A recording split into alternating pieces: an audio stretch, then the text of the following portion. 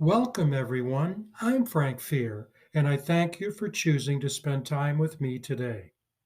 There are stories that people like me set out to tell, and other times there are stories that simply emerge. This is one of those other stories.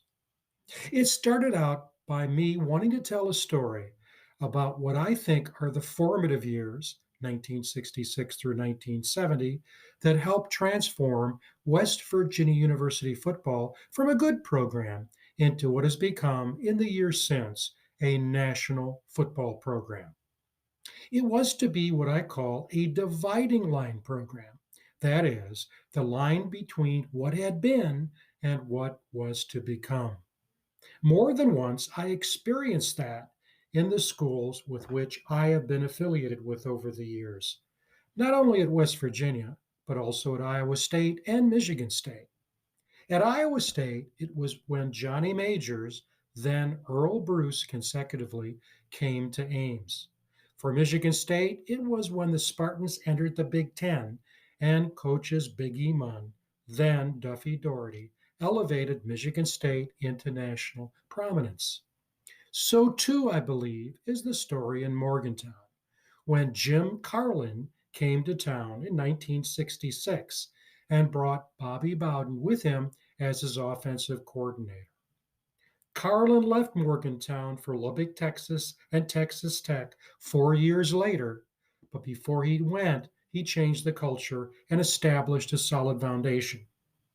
Bobby Bowden took over the Mountaineers as head coach in 1970. Well, that's the story I wanted to tell, and I did tell it in podcast form.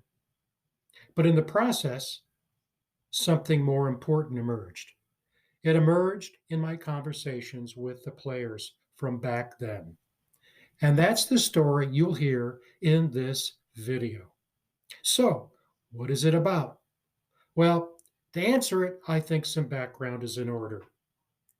As exciting as college football is today, there are those of us, and I'm one, who want major college football to be more than it is, much more. We want it to be an enterprise that truthfully and tightly aligns with higher education's historic values and mission. It's about how a college football experience, a major college football experience, has an indelible impact on how the players think, what they value, and how they live their lives, not only professionally, but also personally. The easy way to describe what I'm talking about is through role modeling. Role modeling is what Jim Carlin did when he taught the players how to organize, lead, and manage a large scale organization that happened to be a football team. Role modeling is what Bobby Bowden did, but in a very different way. Bobby taught the players how to live your life, a life grounded in values, a life chock full of deep relationships that last a lifetime. But there's another matter here that can't be explained by role modeling. Somehow, some way, all of those folks who ended up in Morgantown during those years, I believe, were destined to be there, perhaps preordained to be there. Yes, what I'm really saying is that the protagonists in the story were supposed to all be there at the same time, and be there together. From that experience, a band of brothers was born. A set of relationships was established that's been sustained and still exists. Ordinarily, I'd read up this story and share it through text. This time, though, I want you to listen, not read, about what I just said. What follows is mostly players talking, with a coach from that time, too, as they talk with me, mostly in conversation, not in interview format. I call this program "And They Lived Their Lives Accordingly." It's a very unusual title, and I chose it because they did. We'll start by having several players talk about what it was like to make the decision to play football at West Virginia And then they'll tell you what it was like to play for Jim Carlin, then Bobby Bowden, with the other coaches, and of course, with their fellow players, and what those experiences and how those experiences affected them and their lives, professionally and personally. I hope you enjoy watching and listening to And They Live Their Lives Accordingly as much as I enjoyed producing it for you. Clearly told us their mission was to raise the level of West Virginia University football. Coach Bowden did Southern West Virginia, and Coach Bowden and then it kind of trickled down from the other coaches, the graduate assistants. There was a lot of contact. My first contact at WVU was line coach Jack Fligg, and he was passing through. He had Western Pennsylvania and Eastern Ohio, and probably the Northern Panhandle of West Virginia. And I met him at high school. My high school coach introduced me to him. And then 2 weeks later, my high school coach introduced me to Coach Bowden. The late afternoon meeting, it was actually the basketball season had started. He was passing through and trying to recruit some quarterbacks in our area. And I asked him if he wanted to meet my parents. And he said, where do you live? I said, about 2 blocks from the high school. So we meandered up a few streets, and he sat down, and where I grew up, there were 4 row houses. It was all family, grandparents, aunts, and uncles. So my grandparents speak broken English. They were Italian immigrants. So now we're sitting in a kitchen, and my grandfather's coming in with all the sausages, and he asked Coach Bowden if he wanted a split some Italian wine. He said no, so we gave him a Coca-Cola, and they showed their hospitality. But he said something to my father. He said, I can't guarantee that your son's going to start every football game, but I'll guarantee you we'll do our best to make sure that he has the help he needs to graduate. So that hit home with my father, that had a high school education. My mother was at work. She didn't have a chance to meet Coach Bowden. And Coach Bowden also said one thing that I never forgot. He said that we're trying to recruit the type of athlete that's going to be well-rounded, that's going to be okay academically, that's going to have some good Christian values, and is going to be a better person when he leaves West Virginia University. And we think that you're that type of person. And within 2 to 3 years, he said this, we're fixing to go to a bowl game. So lo and behold, here comes 1969. We end up going to the Peach Bowl. 67, there was 2 things that I was aware of when I went up there. Number one, I wanted to make my dad and mom proud, above all. And number 2, I wanted to play for all the blue collar workers in our state, especially coal miners. Those were my 2 main objectives. Nothing about myself. It was to play for the state of West Virginia, play for my mom and dad first, the state of West Virginia, especially the blue collar workers that never got a chance to do what I was going to do. And when I got there, I was amazed how big some of the guys were. And I doubted my academic, well, I did doubt my academics, but I doubted my athletic abilities because I didn't weigh but 205 pounds. And after the first freshman year, my values changed. Number 1 was for mom and dad again. Number 2 was for, of course, all the blue collar workers in the state of West Virginia and my state. Number 3 was my teammates. We had developed such a bond that we played hard every down so we would not let the other person down. We would not give up every down we gave 110%. There wasn't any laying on the ground and taking a rest. We had gotten such a bond together that we did not want to embarrass ourselves for our teammates. We cared so much for each other. Mm-hmm. I can remember. I don't know if I think it was a fall practice with Bobby giving us seniors a talk about leadership and so forth. How the younger ones are going to look up to us, And Dick, that 110%. That was part of the conversation that he had with us, talking about 110%, and then the analogy was that if each of us gave 110% while we're on the field, we're going to have one extra player out there with us. The boys and men that I met while I was there, here we are, 72, 73 years old. And we've watched our children grow up. Now we have grandchildren, and we just can't wait to see each other again, even on a Zoom meeting or going to a Letterman's weekend or what have you. I love my teammates like they're my brothers. I didn't have any brothers or sisters, but they're my brothers. I wish the best for them. Being recruited by West Virginia was probably one of the best things that ever happened to me, other than marrying my wife Nancy and having children. So be it. I just think I was blessed. And that's where I was supposed to be at that time in my life at Morgantown with my teammates. In September of 2019, multiple myeloma cancer. And my buddies called me.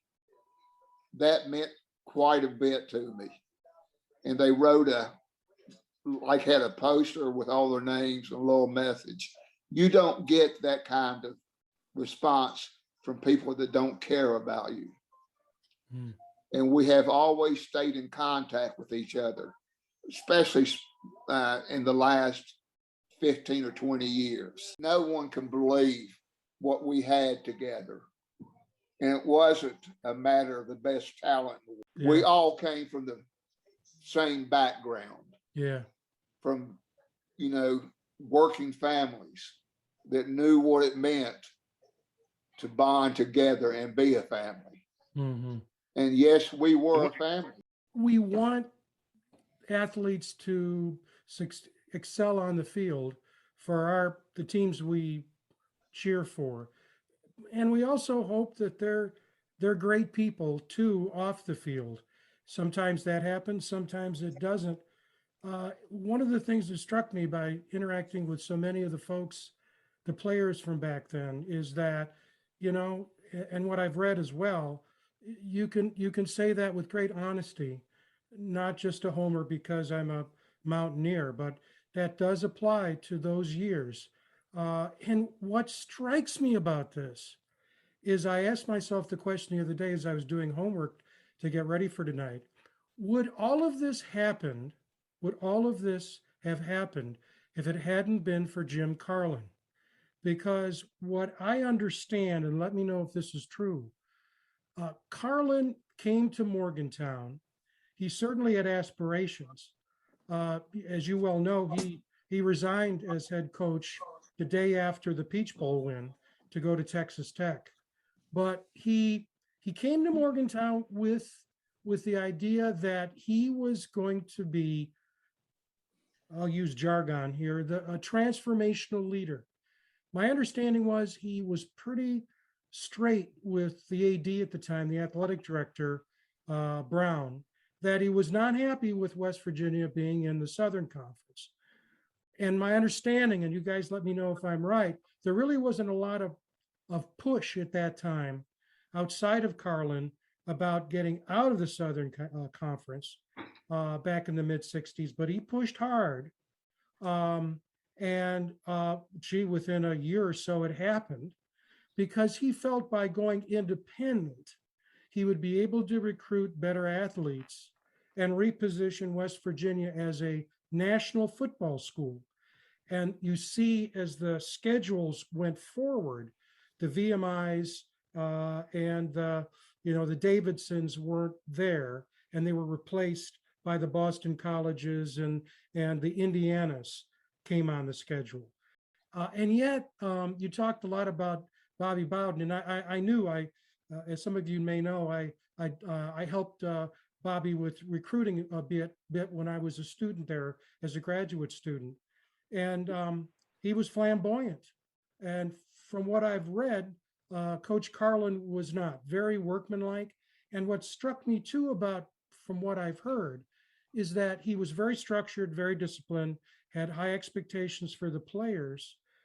And typically, when you have a person of that temperament, uh, I think I mentioned to Bob, I was a faculty mentor at Michigan State for the football team when Nick Saban was in East Lansing. Sometimes that also translates into what I would say micromanagement. But what I understand what Carlin did, and I'll stop talking here, is that he wanted to hire really good coaches and then give them the space in the room to do their thing rather than micromanage them. And when I started this project, I thought the focus would be mostly on Bobby Bowden, and it really is. But when I look at the beginning of this story back in '66, Jim Carlin he's mighty in this. Am I being hyperbolic and putting too many eggs in the Carlin basket? Your thoughts? Probably the best way to say it is Carlen was a CEO type. Bowden and Coach Bell, and then it was Tippett before Bell were the defensive coordinators and offensive coordinators. And you are right that Carlen turned a lot of the responsibility, all the responsibility for the practices and everything, and a lot of responsibility for player development to the coordinators. And he was the CEO type. He definitely had ambition.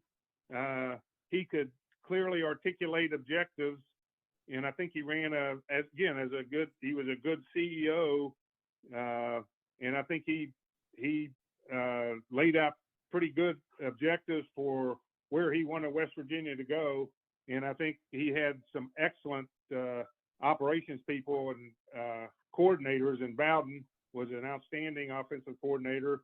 Coach Bell was an outstanding defensive coordinator, and I think Tippett before Bell. And I think that was those guys, and down all the coaches from Flig, all the coaches, and then all the graduate assistants as well had a pretty good game plan. I think that was probably laid out by Coach Carlin as the CEO. I think West Virginia, you just got the feeling as a player, and then I think as a booster, and then as a fan or as a faculty member of WVU, Carlin laid out clearly where he wanted the football program to go. And I think it resonated real well with people because it wasn't just about winning games. It was about getting people graduated. It was about recruiting West Virginia and Western Pennsylvania and Eastern Ohio. In other words, people within, 100 miles of the campus. I would say one thing about Coach Carlin. He was blunt, and you sure the heck didn't want to go in his office because they wasn't any good coming out of it. It was his way, and you done messed up if he wants to see you. Mm-hmm. So everybody trying to stay clear of Coach Carlin's office. I can attest to that, Dickie. Really, he was not that personal with his players. It was all business. But he had some of the best assistant coaches in the country. Flig, Taylor, you could just name them all. Tom Cooser, and I played 66, 67, and 68. I arrived at WVU in the fall of 65 as a Gene Corum recruit. And I think at the end of the year, starting in January when Coach Carlin came on board, he certainly, it was an eye-opening experience for us because things changed pretty dramatically. To give you an example, we went as camp opened in the fall. All the players went to Jackson's Mill in West Virginia, close to Weston, West Virginia, and they moved down there and had their camp and it was a very grueling process for those fellows. I recall John Finnerty telling me one time he was a 64 recruit, and he said he was from Pittsburgh, and he said, if I knew where I was, I probably would have left, but he had no idea where he was in West Virginia. So he's told that story several times. So I didn't get to experience that, but it was a lot of fun hearing the stories about that from those recruits who were playing in that era. So, but I think from a standpoint of Jim Carlin coming in, I think he gave us a little more focus. I think that there were some good athletes certainly during that era of Gene Corum, and they had some very nice successes and good successes. And so we were able to have a good starting point. I played high school football at Mount Hope, West Virginia, down in the southern part of the state, in a little coal mining town. We were AA. We had played for the state championship 2 years in a row, lost both years, unfortunately, but got some recognition as a result of being on that team, and West Virginia was scouting me. At the time, Gene Corum was the head coach, and my senior year, Coach Corum came down to Mount Hope and offered me the scholarship, and I readily accepted. I had been up to Morgantown on a visit and had seen the West Virginia Pitt game in 1965, and the final score of that game was 63-48 West Virginia. And playing offensive tackle, I said, yeah, this is the kind of offense that I'd like to play at the collegiate level with. I had a couple of other offers as well, but I wanted to stay home in West Virginia. So I get up to Morgantown, and all of a sudden they fire Gene Corum. As a matter of fact, they fired Gene Corum the week after he signed me. And according to a lot of the people in Mount Hope, that's the reason why they fired him. Is because he did sign me. But I'll never forget my first exposure to Jim Carlin. When I got on campus that fall, he called me in his office and he said, Plumlee, he said, I want you to know something. He said, I would not have offered you a scholarship. You are not my type of football player. He said, I came out of the Southeast. I think he was a punter at Georgia Tech and played at Georgia Tech. He said, I like small, quick offensive linemen. We're going to be in a 4-point stance. And he said, you're too big. And I was 6'4", 230 compared to today's offensive line. He said at 6'4", 230, you're just too big to fit in the offensive scheme here. And he said, I'm gonna honor your scholarship, but I don't think you'll ever play it down for me. Well, I'm sure in retrospect, that was his way of motivating me. But I made up my mind right then and there, well, I'll show you, damn it. And I was fortunate enough to start for 3 years. Freshmen weren't eligible back in those days.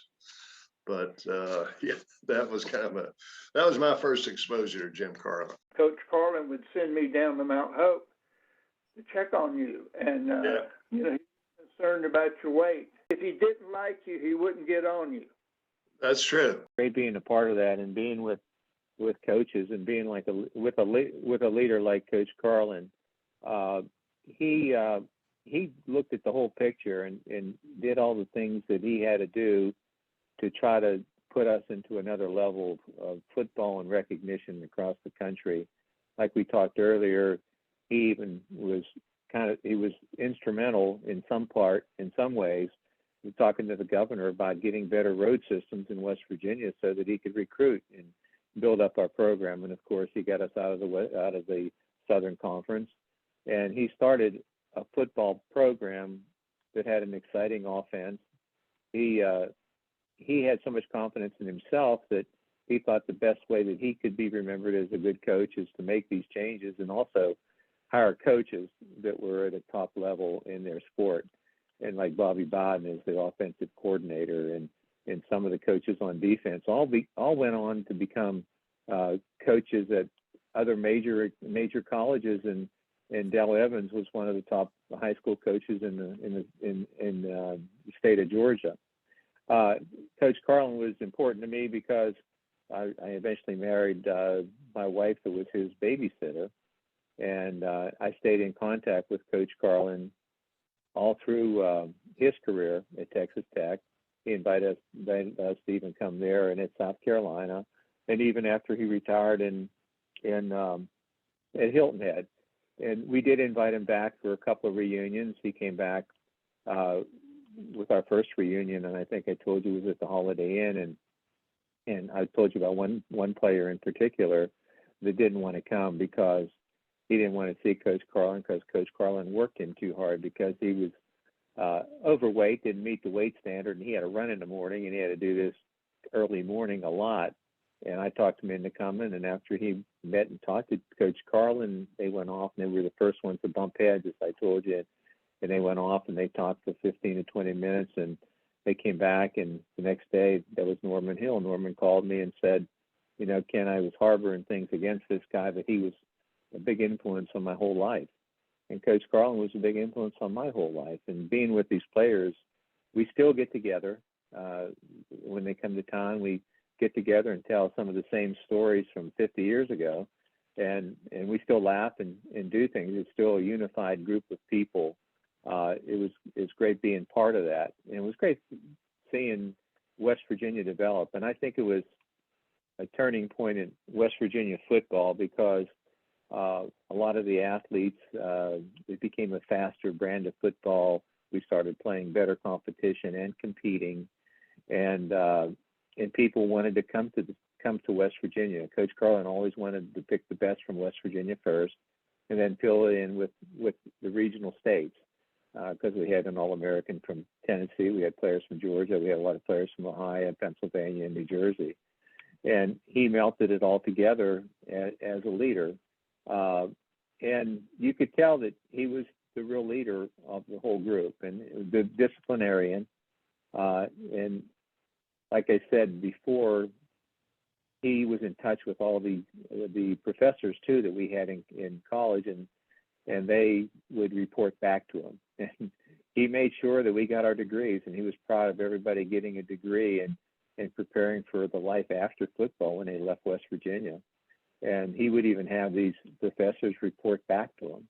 And he would know if we weren't doing well, if we weren't participating, weren't studying, if our grades were not good. He would know if we missed a class, and he would call you into his office, and he would sit there, and he would, you had to tell him the truth all the time because he had all the answers. And like he said to me one time, "You're going to find out, son, I'm not wrong very often." That was because he had an army of people that were helping him manage all the students and the student athletes on that team. I think that's the way Carlen was. He wanted to be the CEO, if you want to put it that in that terms. But you have to remember, Bobby Bowden was great. He was a great assistant coach, great offensive coordinator. But boy, we had a lot of other good coaches on that staff also. And it seemed like when one left, he would come up with another one. So there were a lot of good, and they were very personable coaches. This is not a detriment to anyone that was on my freshman team, okay?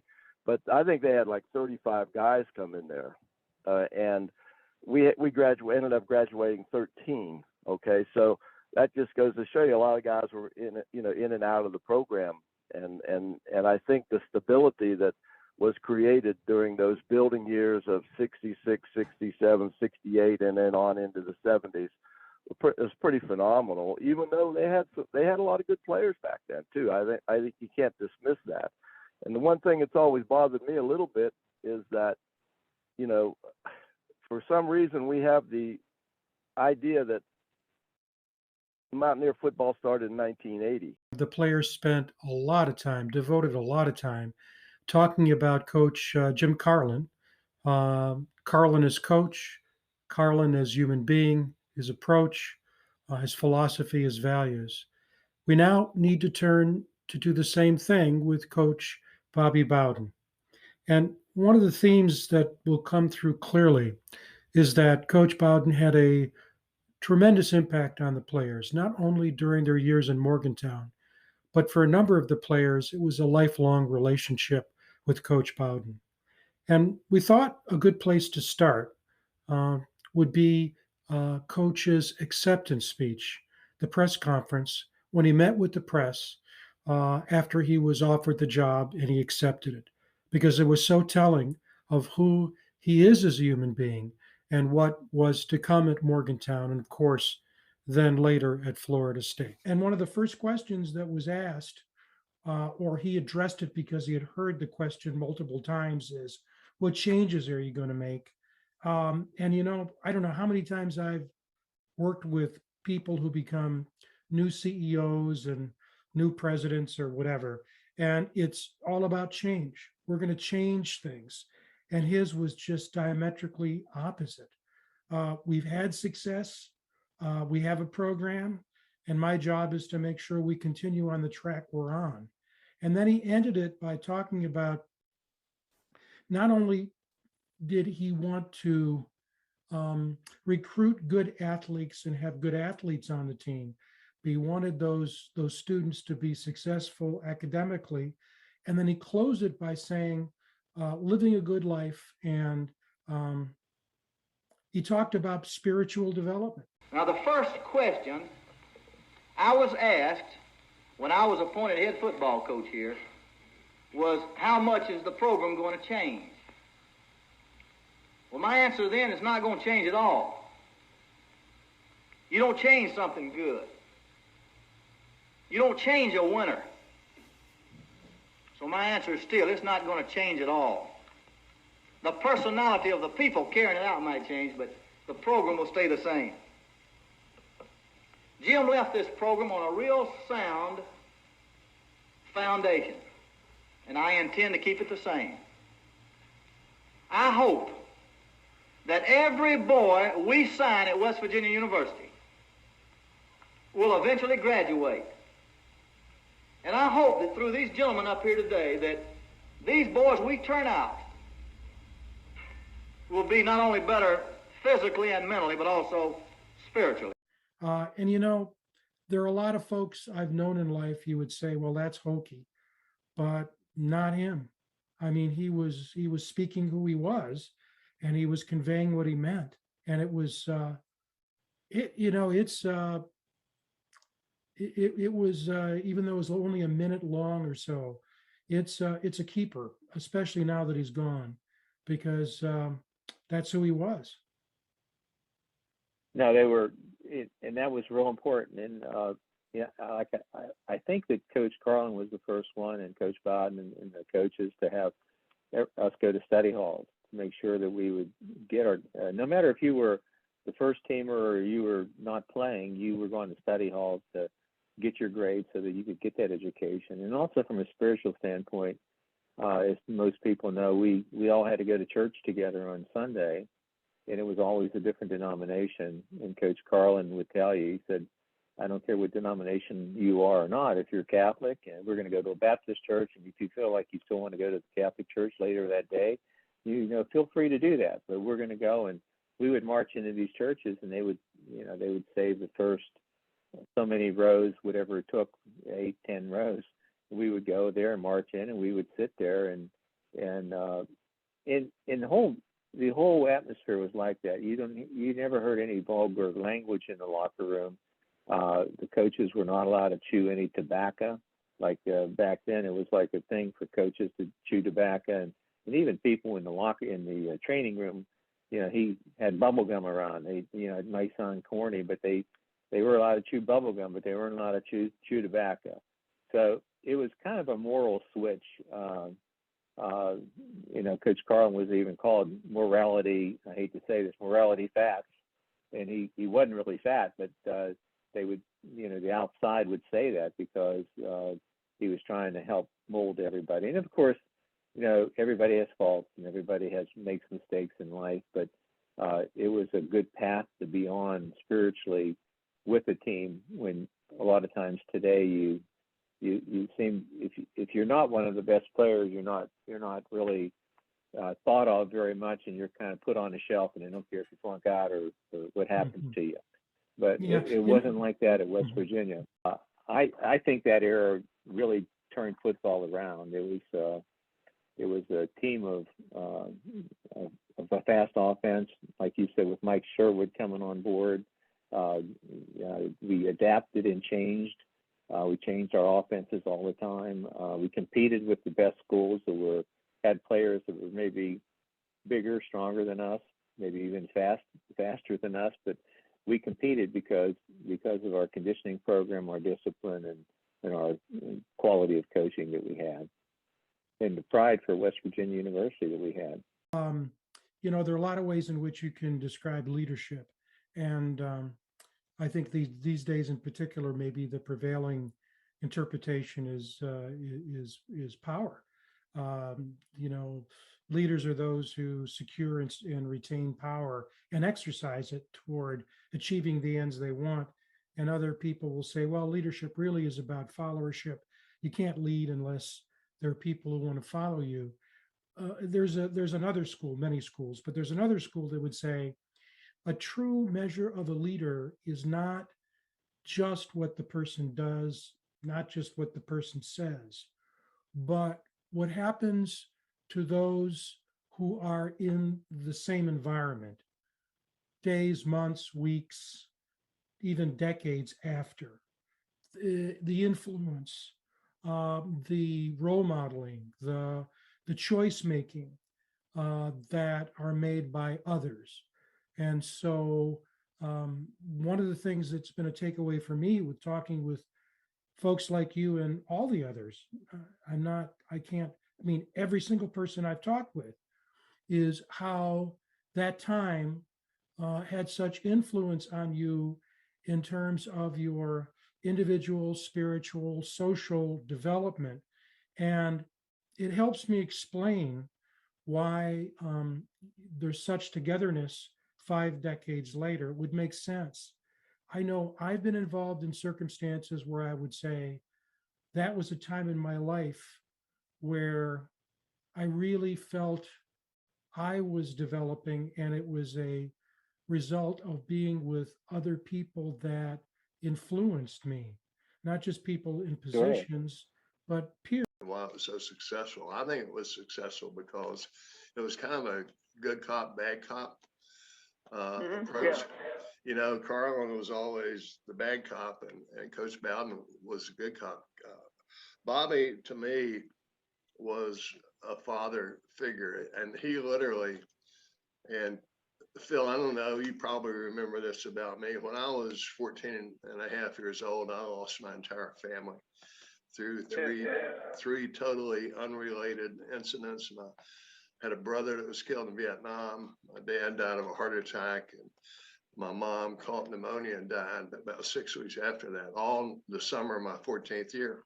Wow. So the town of Mount Hope kind of adopted me, and that's why I started this nonprofit organization I still run back there today, to kind of pay it forward for the town, the village, if you will, taking care of me as a young man. But when I got to WVU, Coach Bowden, as he did so many young men in his lifetime, took me under his wing and really was a father figure to me personally. I mean, he would come in to the steam bath after practice and sit down beside you and say, how you doing? How are your grades? Do you have any personal problems that that I can help you with? I'll never forget the first time he asked me that. He said, tell me about your personal problems. And I, started talking about, well, I'm dating this girl. I'm not sure she really likes me, or some insignificant thing. And regardless of what the problem was, he would always say, well, now stop right there. And I'd stop, and he said, I really don't want to hear about your problems.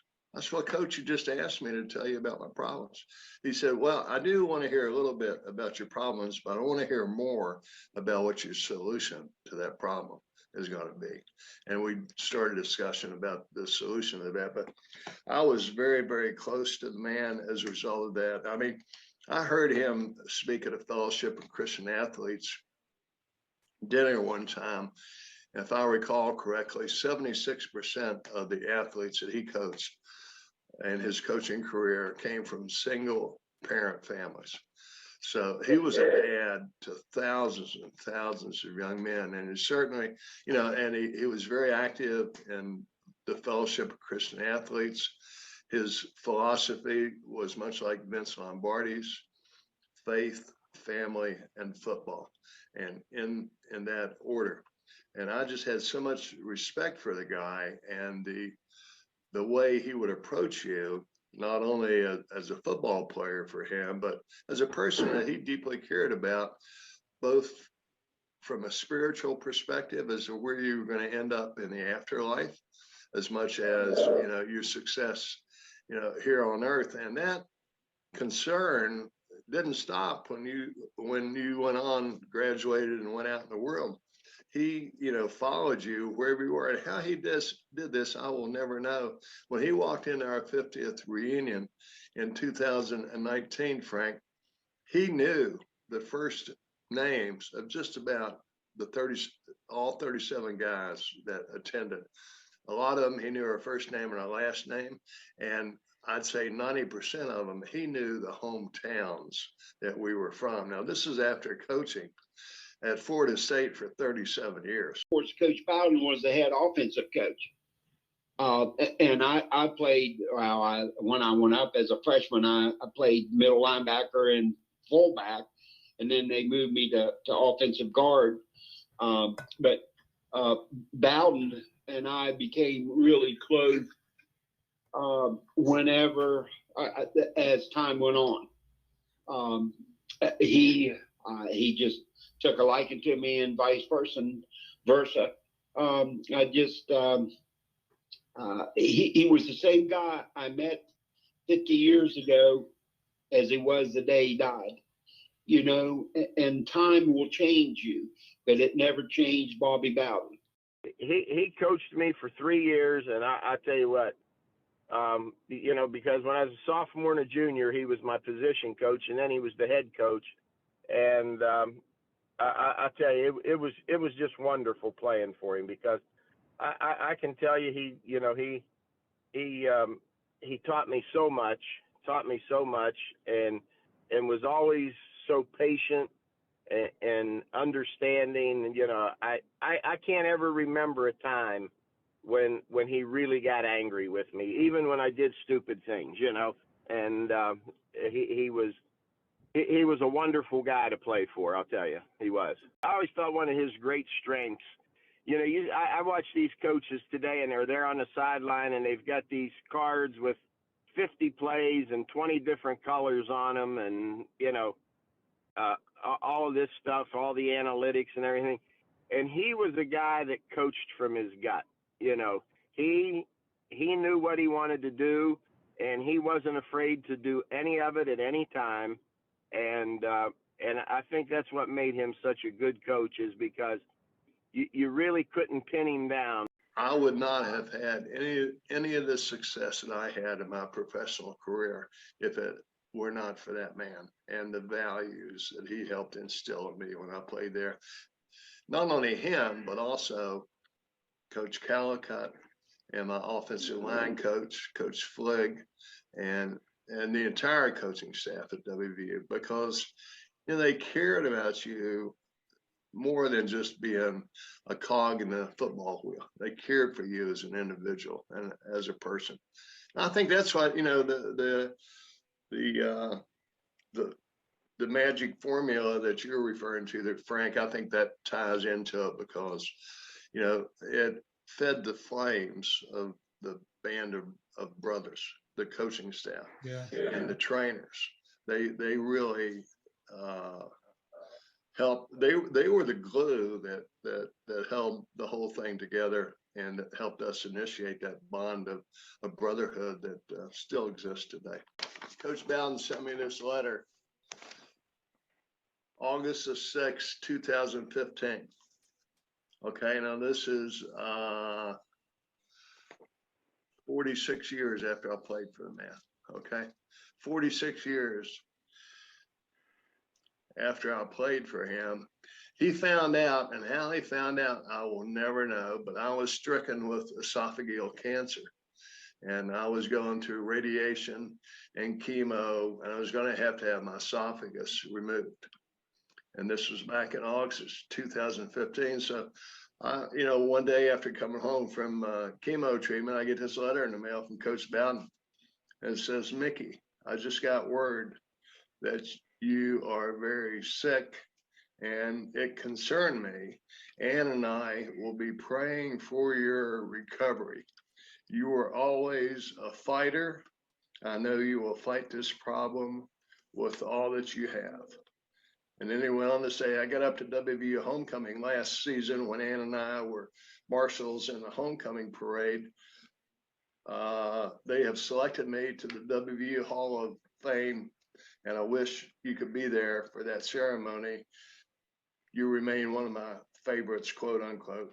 But the way he signed it was, may the sun forever enfold you. And sun is spelled S-O-N. The other thing is, you well know, he went through some very difficult times. The last few years in Morgantown were not easy.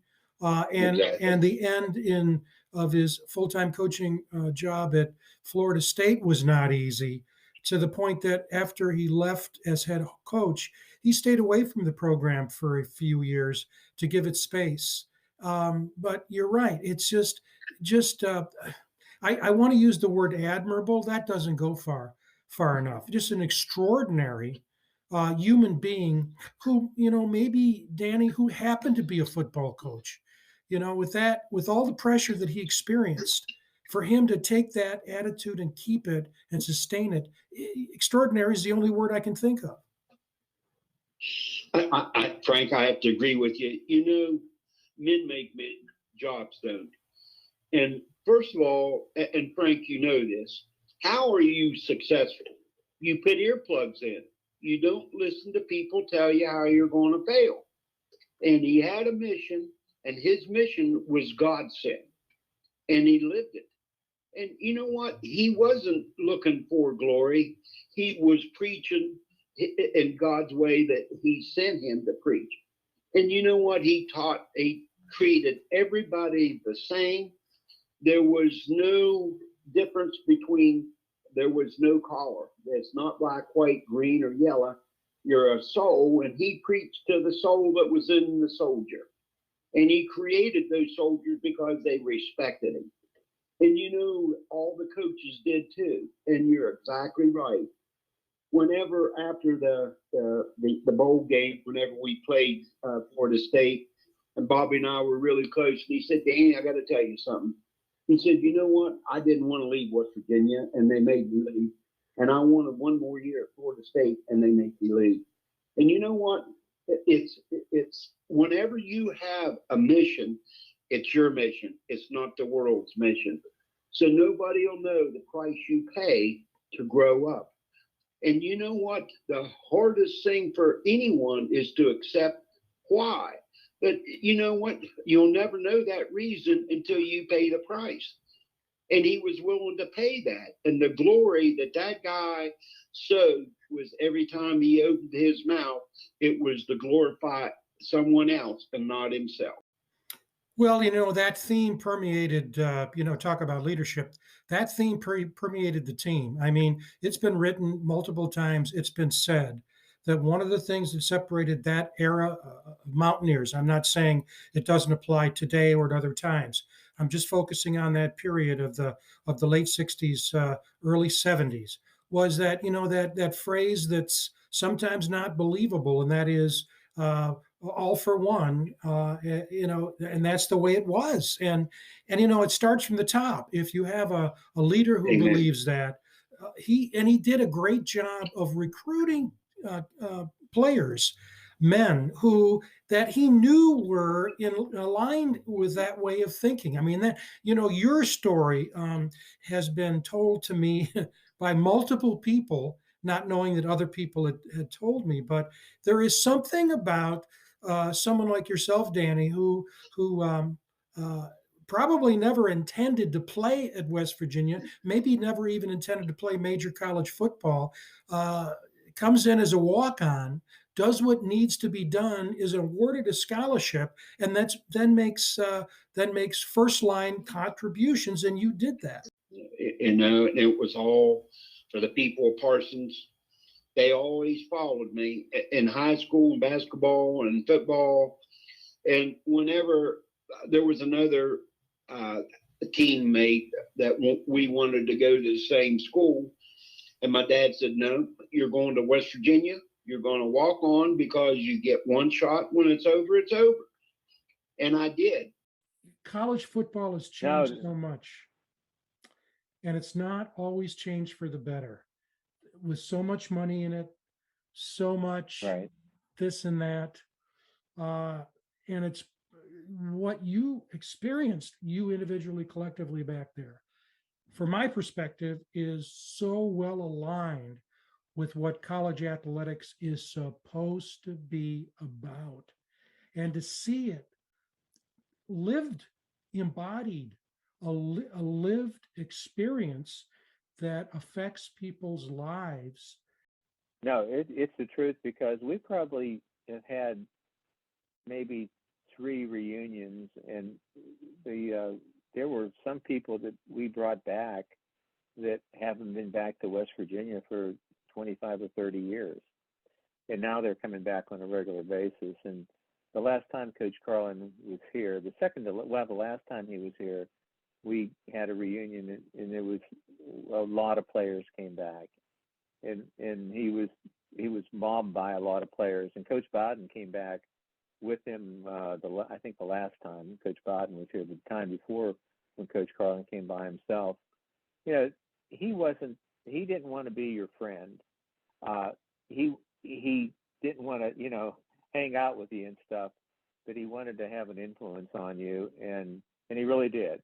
It was more of a respect, and you just, I don't know, you just wanted to follow him. He was one of those types that you wanted to follow, and a lot of people, because of Coach Carlen and his staff, I don't know if a lot of them would have gotten degrees from a university like West Virginia and gone on to do the things that they've done, because a lot of the players were vice presidents of steel companies and had had their own businesses and a lot of different jobs. When we get together with them, there were a lot of successful people in life that came out of our group, and it's nice to still be around them and associate with them, and like you said, or we said, when you get together, you don't just go in a room and there's 3 or 4 people there.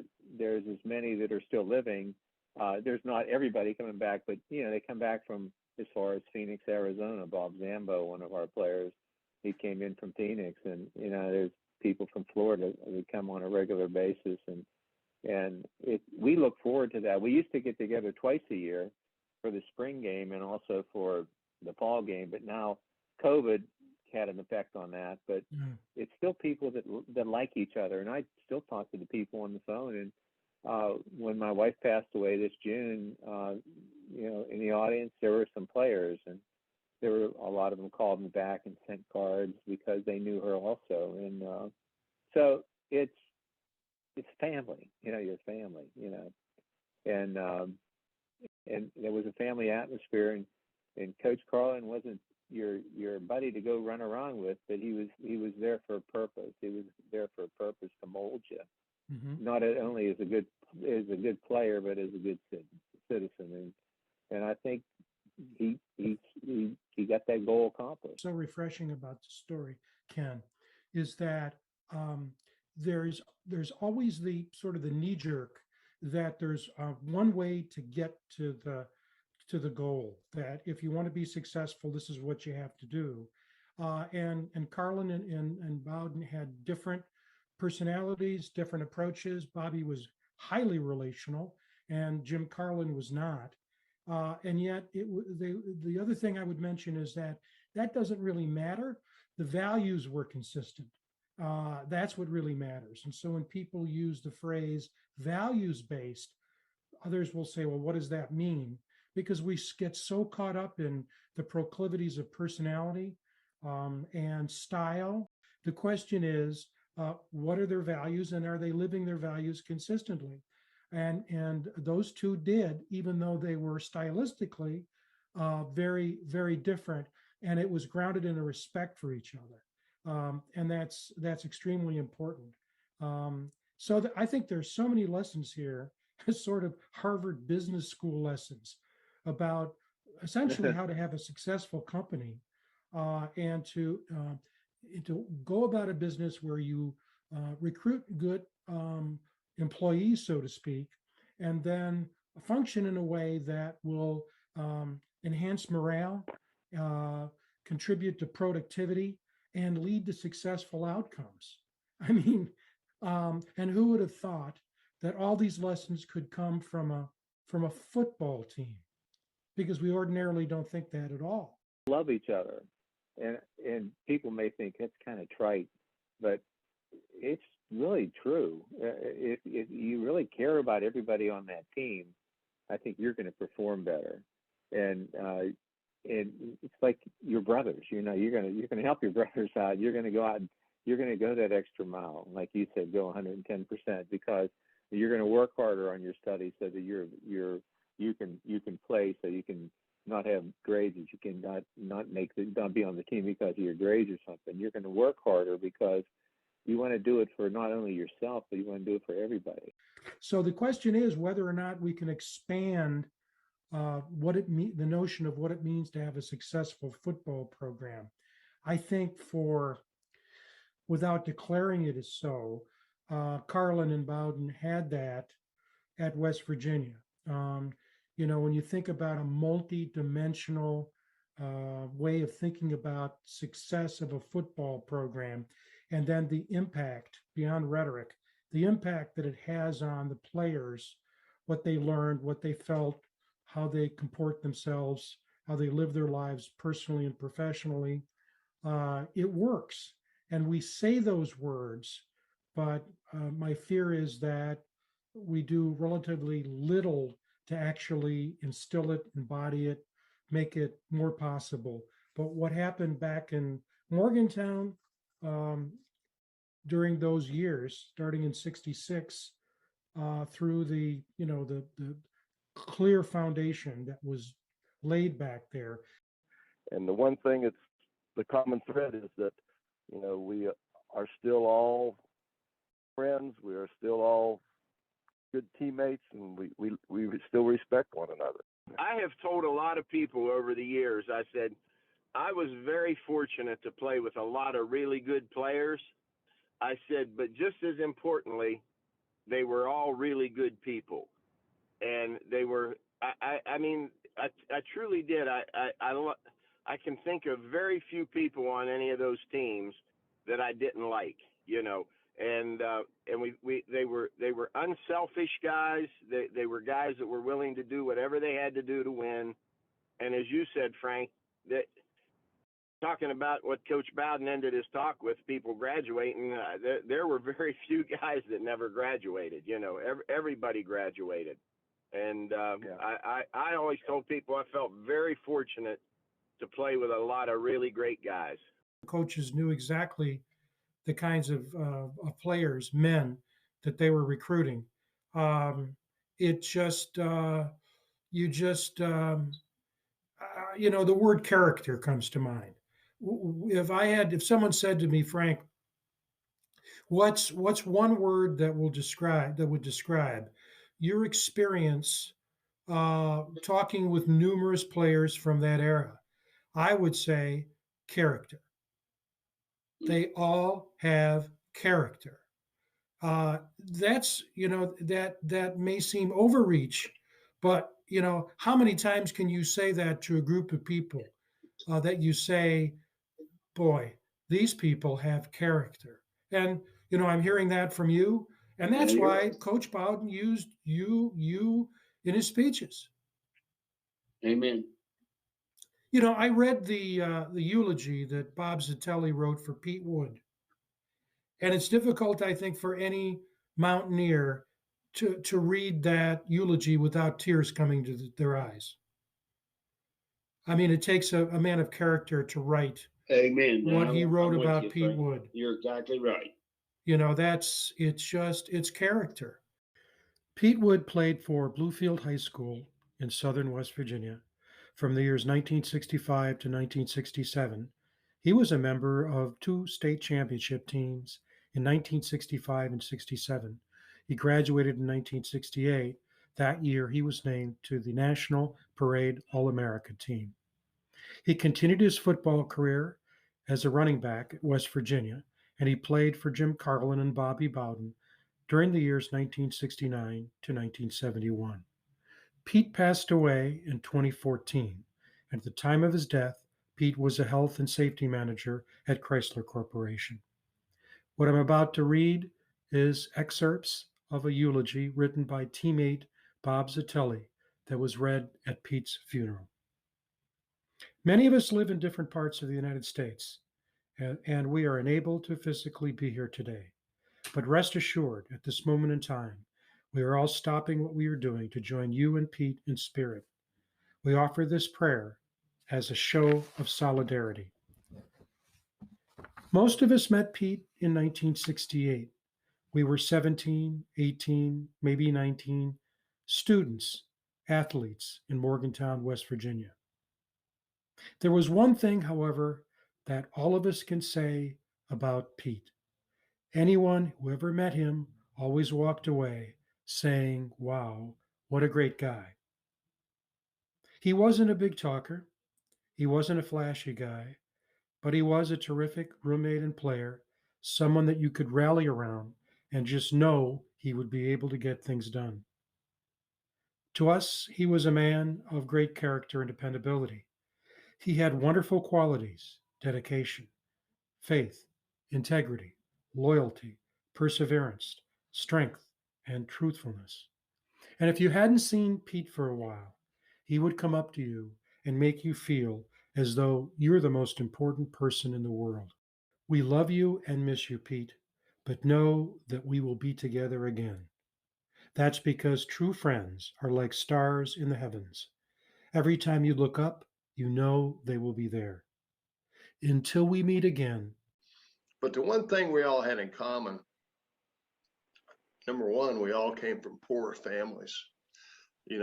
Number two, we all had a great work ethic from watching our parents and people in our community, particularly in southern West Virginia, and the hard work that they had to do in the coal mines, in order to earn a living for their families. Those factors help. We all had that in common. We all had backgrounds where you worked for what you got. There was no age of, I like to call today the age of entitlement. There was no sense of entitlement whatsoever. I mean, you earned everything that you got. Everybody had that sense. And when we came together, we just complimented each other in that regard. There's a word, I do a little studying of Eastern religions and Zen, Buddhism, and Taoism. And there's a word called synchronicity. Synchronicity. And that word, synchronicity, the real meaning of it is a couple meanings. One is it's when the sum is greater than the individual value of the individual parts. But when you put it together, you get a synchronistic effect, and the total is greater than the sum of the individual parts. And the other meaning that that word has, synchronicity, is that sometimes from a spiritual perspective, things happen that appear to be a coincidence, but there's that old saying, there is no such thing as a coincidence. A coincidence is simply when something happens and God remains anonymous in the situation. When you think about a football team, it's an organization. It happens to be a football team, but it's an organization. And when you think about the more successful organizations, they have a plan, they have a strategy, they stick with it. And then, there's a lot of togetherness, a lot of They have a commitment. Yes. And that's what you guys have. Knowing my teammates, I think we kind of feed off each other. Even when we first came together as freshmen, and we knew what we had to do. We knew what they were wanting to do was to rebuild the program. We bought into it. We bought into the program. We had some great coaches, and everybody made sacrifices that they had to make for the betterment of the whole. We're just one spoke on that wheel to make it go round and round. I think we all knew our place. We all knew the role that we were supposed to do, how we were supposed to act, how we were supposed to show our respect, and do what we were supposed to do, not only on the field, but student body. They got your eyeball on the athlete. That West Virginia band, woo! Yeah, absolutely. So I just think that I keep saying that moment in time that we were in Morgantown, we were all supposed to be there at that moment with those coaches for the betterment of the university and to make us better people in the end. And I think everybody, on the team, we did what it took. And I think the discipline went on the football field for sure, but I think beyond the football field, I think going to classes, we run early morning if we missed classes, and it was drilled into us. Or again, we had the work ethic. The guys that went up there, we had the idea that we were going to play football, but football was the means to get a college degree. And later in life, all the work that I did and everything, I took a lot of what I learned at West Virginia. I took a lot of that playing football.